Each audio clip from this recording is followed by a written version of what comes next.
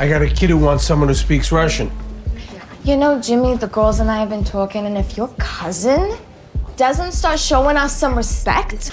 We saw a pretty sanitized version of the strip club owner / bouncer relationship with the workers. Not a ton of control, some control. They were having more... You know, Annie and the owner were having more mature and nuanced conversations about, you know, hey, when you start paying me a 401k and health insurance and things like that, then I'll give you more control.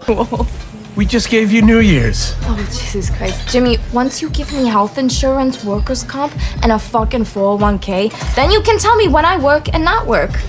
Well, none of that's gonna happen, so... Shocker.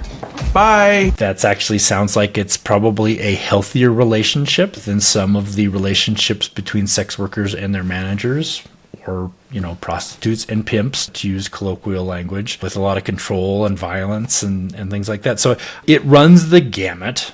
One of the reasons that there's a high level of exposure to trauma is how taboo it is. You look at some countries that have legalized prostitution and they have good healthcare, security, they have a relative amount of safety, which of course is not like we have in the United States outside of Nevada. It's very different. I think we should legalize prostitution, to be honest, and regulate it, and provide the men and women who are in the business with destigmatized health insurance. I think it would create a safer and healthier America. Okay, let me ask you this then. Do you was that bold enough for you, Jeff? No, I'm unsatisfied. I just don't think we're saying anything right now. I disagree. I just disagree. I don't know what you want us to say. Look, in America, sex work's dangerous. It is, you know, especially if you're a prostitute, that's dangerous. You're doing an illegal activity. You can get picked up by the cops. You can get beaten up. Some people know that and take advantage of that, because what are you going to do? Go to the cops because you're in an illegal trade. I think we're saying a lot. Well, that's interesting. No. See, I think we're getting somewhere with that. You can't paint people with a broad brush in this. But that's what our society wants to do. They want to paint all sex workers with this broad brush and push them under the rug. But now I think we're saying something. Well, I'm glad I met your expectations. Me too, finally.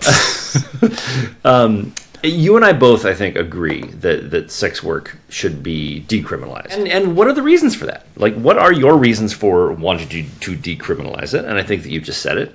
And I think that I have reasons why I think it should be, you know, decriminalized and regulated. And look, right there, we just sound like a couple of general liberals, you know, where it's like, let's decriminalize it, but let's make sure we tax it. And that's not entirely what we're saying. Sure, we have to tax it so we can spend $10 million on circumcisions in Africa. But the reason why I think that it should be regulated is the same reason I think everything should be regulated. So that we don't have child labor, so that there are protections in place for the worker from the employer, and those things need to be regulated. I don't know that it needs to be regulated any differently or any greater than any other job. I think that agree. You need to have protections in place for every worker who is employed by another human being. Agree. What if we did regulate sex work, and OSHA came in and